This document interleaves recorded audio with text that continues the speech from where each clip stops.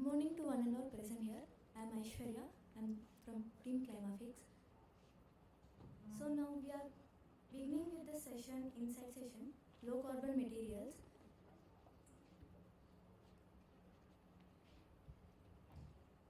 I like to call upon moderator Mr. Ankit, along with the panelist members Shivram Pillai from Brooklyn Technologies, Vaibhav from Bangalore, Sundar Balakrishnan from Nagartech, Mitanshu from Ecopark, Kritika from Green Sketch.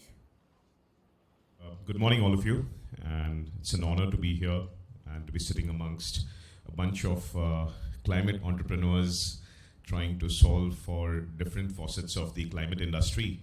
And I think I'll get right at it. I think so. Lower carbon materials is such a broad terminology, and the definition of that in different facets of the industry can be very specific to each industry and each domain, the economics of it, the definition of it, the entire the working of that particular material to that industry, the success and failure of it can be so broad in nature. In fact, my first question is to Kritika. Kritika is an entrepreneur working around building sciences and solving for climate through architecture, right? And we've heard so many cases where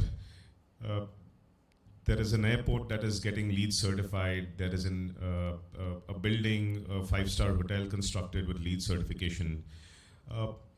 China as a country a few years ago had to completely stop production of its steel, given the AQI levels over there had completely got hammered. How do you think, as a country in India, have we woken up to this challenge? Do you think we will be able to, get to a proactive scenario instead of a reactive scenario? Any reflections on that? First of all, thank you so much for having me here. It's very nice to be part of this very unique forum. Many of you here are startups, while I'm mostly a consultant, basically.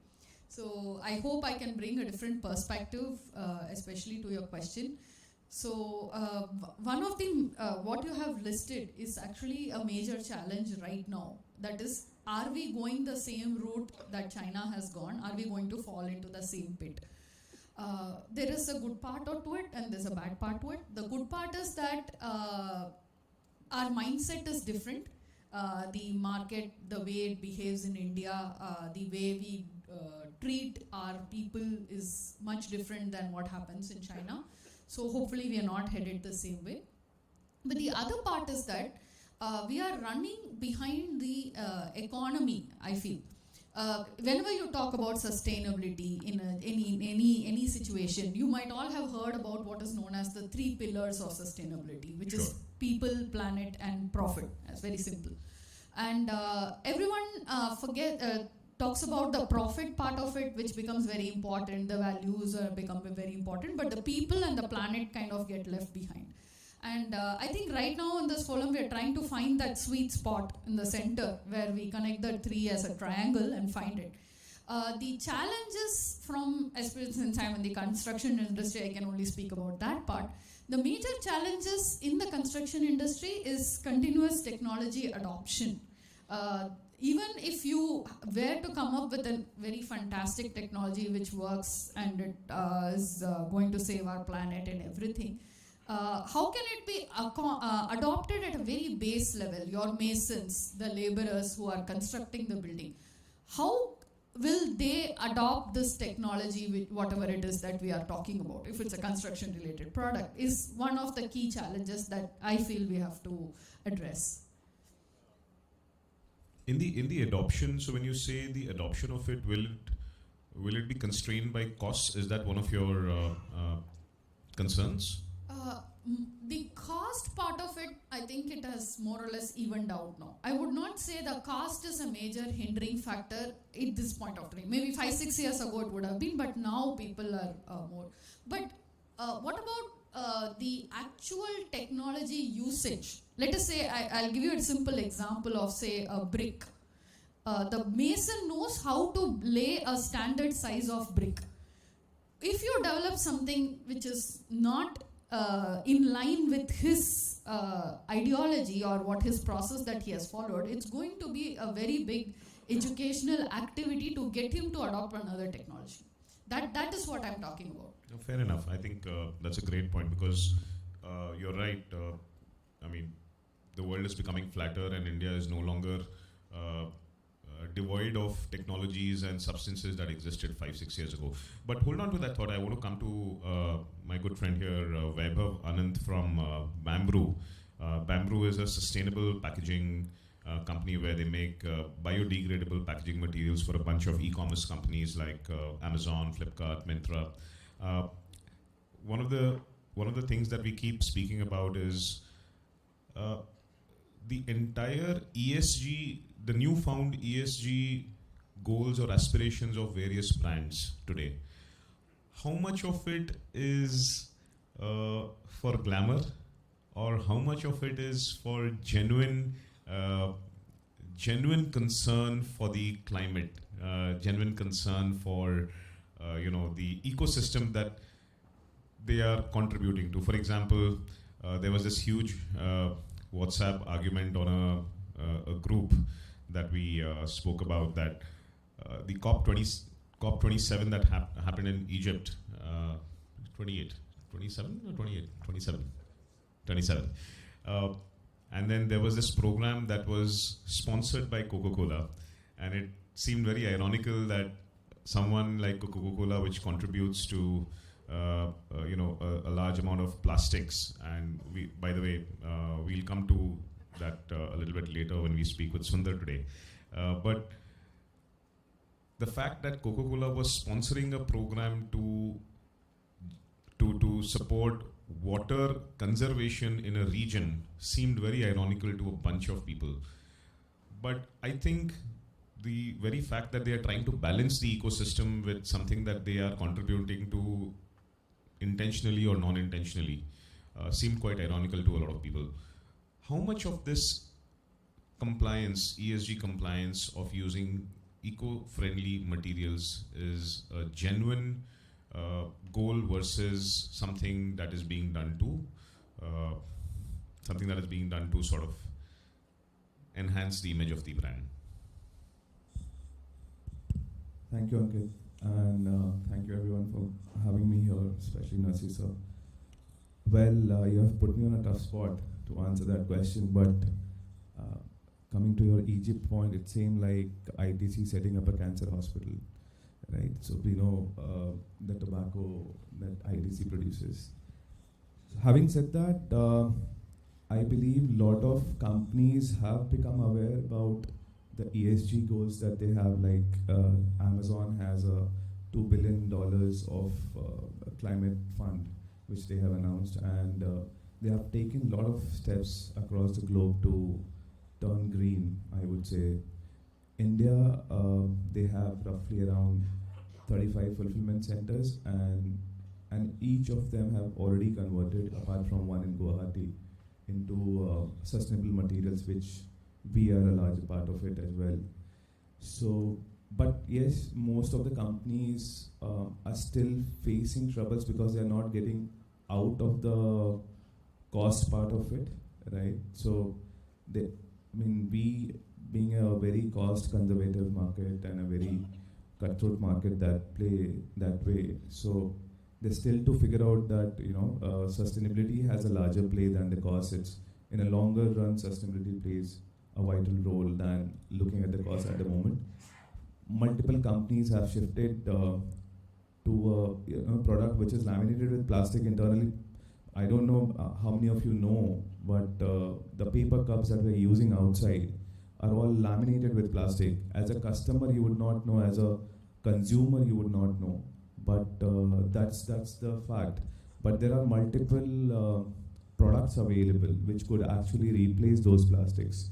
And fortunately, Bamboo has that available with them. And we are trying to, get over these plastic materials. And I think most of the brands have become aware, but they are not able to find out the right partners for them as of now, because there are only few available in the market. Is it because, again, coming back to the question, is it because there is a genuine lack of intent over there, or do you feel it's business as usual just to have a sustainable material in their ecosystem?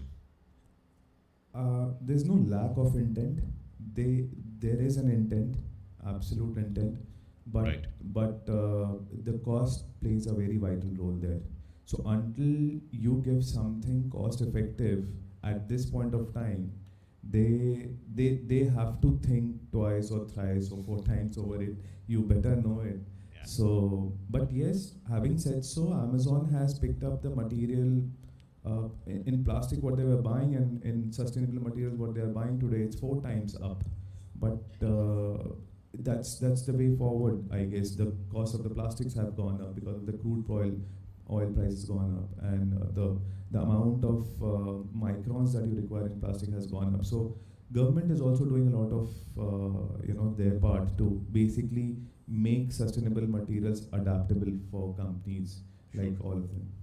I mean, in fact, I was just discussing with Mr. Pillai of ProClean in the morning about the very same thing that we spoke about on the cost front. So ProClean is a company which makes bioproducts for the textile and the various industries, for the paper industry, for the textile industries, and helps conserve a lot of water. But all things constant, folks like ProClean, Bamboo, Nature Tech, EcoPack, Green Sketch, all the eminent members on the panel over here are doing something innovative in each of the respective fields. Mr. Pillai, my question to you is, all things constant, right? You have come up with a bioproduct which helps to conserve water. The depletion of groundwater is something that is everyone is aware of, and any city planning commissioner will be working around this entire groundwater problem. All things constant, the value of innovation in India takes a beating the moment you say that this is going to cost 10% more or 20% more. And as procurement managers, procurement professionals in different industries, this is a challenge that all of them face, that organization needs to continuously drive down costs. When you take a product like this to a company and tell them that, look, here is a product that will help you. Price is same, or maybe price is 10% more, but you help to conserve the environment, you save water. There are intangible benefits. Do you think the entire value of innovation gets underrated or underestimated because of this mindset of value-based procurement? Thank you, Ankit. I think business and altruism, in my opinion, don't go together. So when I'm going to or my team is going to a potential customer and proposing that we have a solution which is valuable to them, instead of whatever chemical options they are using today, we know very well that they are not going to adopt it if it is going to be costing them more than what they are spending today. That's not going to happen, because that procurement manager or that process head, he has a certain objective, right? If he is going to go and tell his management that it's going to cost, let's say, 10% more, he is not going to have his job, right? So we are very clear that any solution we create, any product we bring to market, number one, it has to deliver the performance which the consumer is looking for, otherwise you're not going to get an entry. Number two, the total cost to customer has to be either the same or preferably lower than what he is incurring today. Otherwise you are not going to be able to sell the product, and at the end of the day, we achieve our objective of reducing emission, reducing pollution, by making sure that the innovation in technology which we have leads to products and solutions which are cost effective. Otherwise, there is no market for us. No, So but the then answer, Ankit, is it has to be competitively priced. Otherwise, there is no market. sure, but for example, if it is at the same price, if it's at the same price, and then there are brands that have been in existence for the last 4 decades or 5 decades, and for them, feet on ground, access to customer, sometimes pulling strings globally to get orders in India. It's very easy for them. And as VCs, one overtly used terminology that we always speak with founders is, what's your moat? What's the hook, right? And a product like this, where clearly it's a no-brainer that is going to help, conserve water. How is it that the customers are able to see this as a made in Bharat, made in India product, which is going to help me and let me be supportive of an Indian industry like that? Is it more of an internal level problem, or is it more of our own mindset? How do you define this? Do you see optimism in the future? No, first of all, to become an entrepreneur, you have to be an optimist, incurable optimist. Absolutely. You can't be in this business. When I became an entrepreneur That's at a the great age of point. 26, the whole thing was that I have at least, let's say, 20 years with me, and I felt that in that 20-year period, I can make an impact. So you start with that. There is no age limit here. But the point is that it is nothing to do with the goal of the individual. I think it is everything to do with whether we are delivering value. And my belief is that if you have the right technology, you can find the solution. Of course, for a new entrant like us, for example, for us, we had to take away business from large multinational chemical corporations. So we were an unknown entity. So the cycle time to acquire the first customer, it took 3 years for us. But as we grew, as more and more customers started talking to others, saying that, these guys actually mean what they claim. First of all, there is a credibility issue. Absolutely. When an unknown company from Chennai is coming and saying we can do something which, let's say, the BASFs and the large multinationals have not done, Right. there is a credibility issue. But the only way we could do that is by demonstrating customer by customer, we mean this and we will deliver it to you. And when you do that, slowly I think they wake up and they allow. The second point I want to mention, is that there is something related to the optical cost versus the real cost. So per unit, let's say per kg of the product we supply may be a little more expensive in terms of the per kg price, but when they use it, is the customer going to have less cost in operations, including the water cost, the energy cost, and the quality of the product they are making. When we deliver that, automatically we start acquiring customers. That's how we have grown. Just building on that, the entire optical cost versus a perceived cost. Sundar, my question is to you.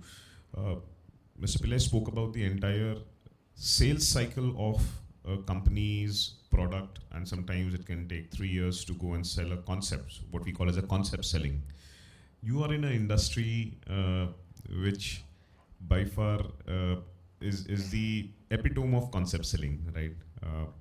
NatureWorks is into bioplastics and trying to promote bioplastics. One of the things that we were discussing this morning is, by the way, folks, I come from, my family business was into manufacturing of plastics. We used to manufacture plastic bottles, PET bottles, packaging for the multinationals, all the personal care packaging, the water bottles and Coca-Cola bottles. It's an irony that I'm speaking at a climate event like this, but also, to be fair to me and for a lack of humility, we also had a plant where we used to recycle PCR, post-consumer recycle plastics back into high-density polyethylene and sort of reuse it. But building on that is Sundar, where he's trying to integrate bioplastics in the, in a very challenging regulatory environment, both in India. It's in US and Europe. It's still, slightly well defined on what you can use. The entire life cycle of a company to actually adopt this can be very long. What could be some of the challenges where customers come with this fixated mindset that we will not be able to use this? There is no clear law, there is no clear definition, and then entire life cycle from when you start to sell, by the time you end up selling to them, how do you keep yourself motivated? A. B. What is this challenge going to be lesser in the future? Is this going to be an easier challenge compared to what it is right now? Thank you, Ankit. So first of all, what I would like to just clarify to the audience here is the word of biodegradability is probably the most greenwashed and abused term. And all these concepts which is floating around, like bioplastics, bio-based, biodegradable, compostable, these are all being used as a marketing word to get something, out.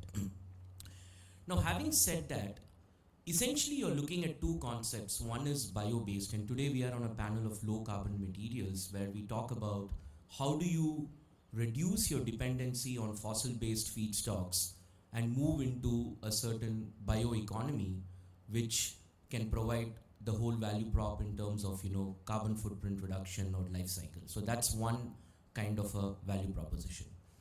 The second one comes on the end of life. So when I take a single-use plastic, and once the life of this plastic is over, and when I dispose this material, what happens to the fate of that product as it enters a waste stream? And it could be any waste stream.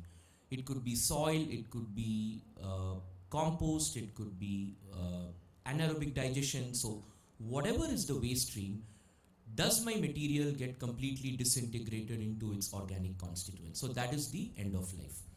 Now, coming to the legislation in India, there is a lot of push by the government now to look at alternates to single-use plastics.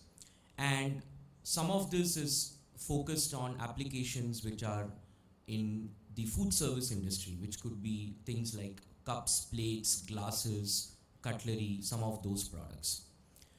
So legislation is a major driver for adoption of bioplastics in the country. That's one. The second is when we go to customers and talk about it, what we understand is many of the customers don't really know what exactly they need when they say they want to be sustainable. So a lot of the time it becomes a challenge for us to kind of get them to a point to understand how does sustainability fit into what they want. And we talk about the cost, performance and sustainability kind of a triangle where we have to be ruthlessly honest and say that at this point we can have only two of the three. So if you want the lowest cost material with the best performance, then talking about sustainability is a challenge. So there is a certain mindset that has to be changed, and legislation kind of drives that whole adoption. But then in a country like ours where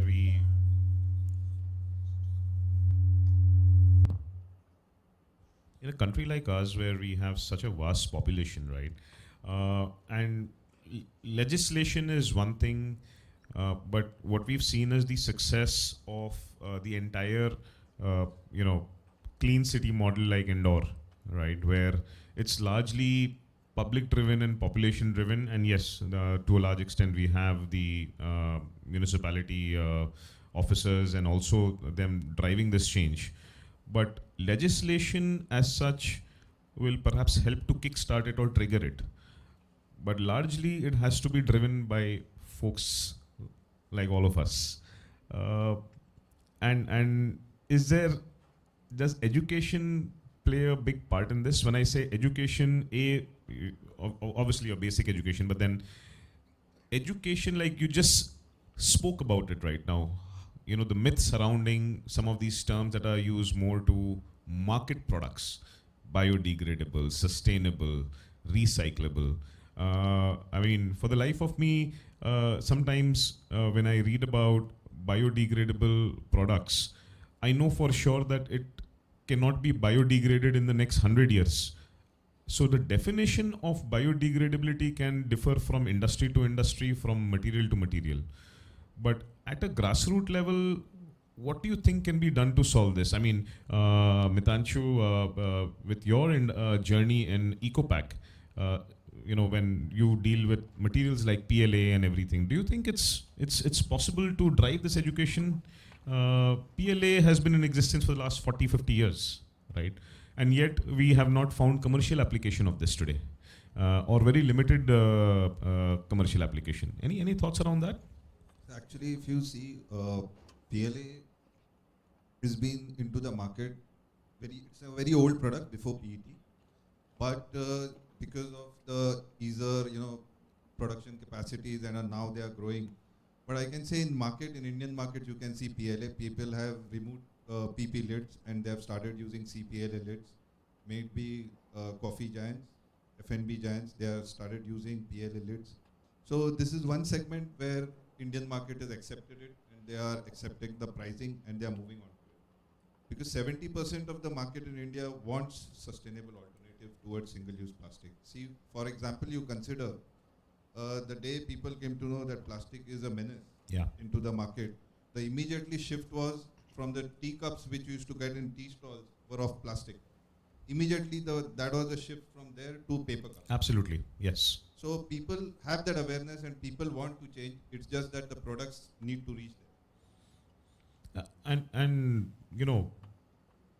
just adding on to this and layering on top of this, Sundar, the entire bit of technologies, various technologies in the market, and probably after that, Vaibhav, you could weigh in as well. The entire coexistence of technology of paper, plastic, wood, metal, I mean, these are the evolution of packaging for the last 100 years. We have obviously seen something evolve from something else. But is there a ecosystem where you see that there could be existence of multiple technologies and yet be sustainable? Is this for you? Can okay. Yeah. No, absolutely. So when you talk of waste management, waste is a very complex subject. There's no easy solution to managing waste. And even if you look at plastics, while there's so much of negative thoughts about plastics, let's accept the fact that plastics have done a great job in terms of lot of things like lightweight. It's replaced a lot of materials. So when we talk of replacing a plastic, it's a large shoe to fill. So here we are talking about how do we combine or partner with other technologies, and usually we all tend to believe that our technology probably is like a single stop solution. But then when you take bioplastics, I can share with you that we've had a lot of success in having bioplastics combined with a technology like paper to be able to provide a better product which is fully compostable but have all the functional requirements of a plastic. So in a sense, what I feel is all technologies will need to coexist in the market. Plastics will also be there, and then you will have to create a certain recycling stream for plastics. So you can't have plastics completely replaced, is essentially what it is. I think yeah, that's a fair point, but perhaps Vaibhav, any thoughts from your? Yeah, so I mean, no disregard to any one of you, but the bioplastics, the PLA that is being made today or being utilized, it's not biodegradable, it's compostable, as you rightly said. The problem in PLA or other bioplastic, there are a couple of them. One is your waste segregation at the ground level, because the bioplastics looks exactly same as plastic, and you can't expect from a rack picker to differentiate between a bioplastic and a plastic. Secondly, we do not have, even if we do that somehow or some way, we don't have industrial composting facilities which is required to compose these PLAs or bioplastics in nature. And in natural form, these bioplastics just disintegrate and doesn't biodegrade. Biodegrade is a very, a very fascinating word which people are using, but do we all know there's only one certification which ensures that the product is biodegradable, which is EN 14232 by the European Union, which talks about OK compost, which means your product is compostable in your backyard. Those are the products we call biodegradable, and rest all of them are OK compostable or compostable. We have produced compostable products, but do we have any composting facility? No. Do you know what is the data of recyclability globally? 91% is not recycled, any of the plastic. Just 9%. Even if we have recycling facility, the amount of energy to recycle single-use plastic is more than to produce a virgin plastic today. There are multiple alternates, Ankit, like PBAT is there, polybutyl acetate, terephthalate, or polybutyl succinate, or what we use as one of the raw materials in our material. These are all vegetable-based resins where you do not require any kind of fossil fuels, and it disintegrates naturally into the soil without having any kind of composting facility required, right? Sure. And then a lot of papers, the recycled papers probably is the most sustainable product we use right now, by imparting plastic-like characteristics which are now possible at many places globally also. If you see Huhtamaki or Bob's put together have developed something similar to that. The machines which could impart these kind of possibilities onto the paper as well. And PBAT is again a very, very naturally biodegradable product, which is very limited right now, which Mitsubishi, the only company to make that in Japan. But there are materials available which could be, when blended through a certain technology, can be. We have a couple of patents filed in that space where we have developed these kind of alternates which could entirely replace your bioplastics, for that matter, which requires compostability as well. I have last 2 minutes that I have stolen from nursing, but before that, before we go, I'd like to ask one question to Kritika. In terms of this entire materials that are now being used in modern day architecture in Europe, where they use a composite combination of wood, plastic, sawdust, and a bunch of things, right? And over there, it's evolved to a situation where they have become economical and now commercially usable. In India, for the kind of weather conditions we have, for the kind of the sewage systems we have, and for the kind of infrastructure that we have, how far away are we from standardizing the entire BOQ to make it a sustainable building, and two, how much of it will be driven by legislation, for example, right? We spoke about legislation. How much of it can be driven by legislation A, and how much of it will be driven by the private industry in terms of standardization of the BOQ? Okay. If the BOQ becomes standardized, I'd be very bothered by it, because one of the biggest assets that India has is the diversity that it can accommodate. There are buildings that are constructed out of, say, things like bamboo. There are buildings constructed out of plastics, and Right. there are buildings constructed out of so many unique materials. And I feel the kind of climate conditions that we have, like Chennai is so different from, say, Bangalore, and Bangalore is so different from Delhi. The diversity is going to be our strength. We have to constantly keep looking at different innovations and keep an open mind that maybe this works for this, but this may not work for this. So in which situation, what is the other alternative that we are going to look at? And I also feel that the legislation should also be open-ended in some aspects. That is where it more or less looks towards, defining some parameters that would make a difference, like let us say defining how much of energy should a person consume, or some particular equipment should consume, but keep it open-ended in terms of how can we achieve that particular goal that the legislation is trying to set up.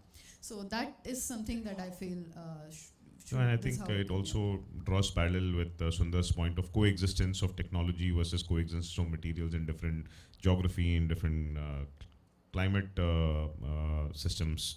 But it's been a great conversation. I hope the audience was able to get a diverse view of some of the different domains yeah. the So panel has just been one able to second. provide. I don't want to let you off the hook. So just want to ask a question to you. Is that all right? Of course. Yeah. So I understand you're a VC, you're looking to funding many things, and we are talking about low carbon. The word we have used is low carbon. So when you discuss with many startups, maybe it could be a material-based or a technology-based startups, and they come to you saying we are low carbon, what is the due diligence that you would look at?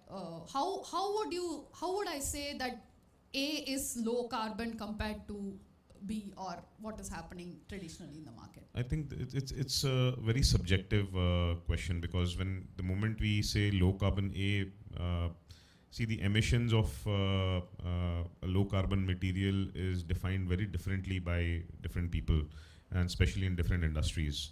I think one thing, the diligence that you spoke about, any investor, forget that if it's a VC or a private equity or an angel investor also for that matter, they are investing that money to create an impact, and the impact outcome has to be financial in some sense or the other, right? So the impact has to be, especially if you are investing in the climate, it has to make an impact to the audience, to the founder's audience. Second, the financial outcome also has to be stitched with the business outcome of it. Is that business scalable? Is there a way we can make money out of it for the founders and for the investors and for the ecosystem? There was this one company that we were looking at, which was making bricks, and it came out of IIT Guwahati. A brick that was made of sustainable materials. And no matter from which lens we kept looking at it, we just could not establish at scale, will it be competitive with the incumbent material right now? Will it be used, and how much of education will be required to change the consumer behavior or architects' education for you to adopt that? I think that became a very, a question that we had to go to great depths with. So yeah, you're right. There are VCs, investors, which always stitch a tech angle to any businesses, especially if it's brick and mortar. So yeah, and lower carbon definition, I think, to be honest, many VCs are still figuring it out. There are many VCs who say that, look, we invest in climate, but the definition of lower carbon is very different for people. It could be stitched to the entire emissions in that particular industry or as a whole. I think I think I'd leave it at that. Thank you for answering that. But great conversation. Thank you, Narsingh, for the opportunity. And I think we could move on to the next session and the tea break.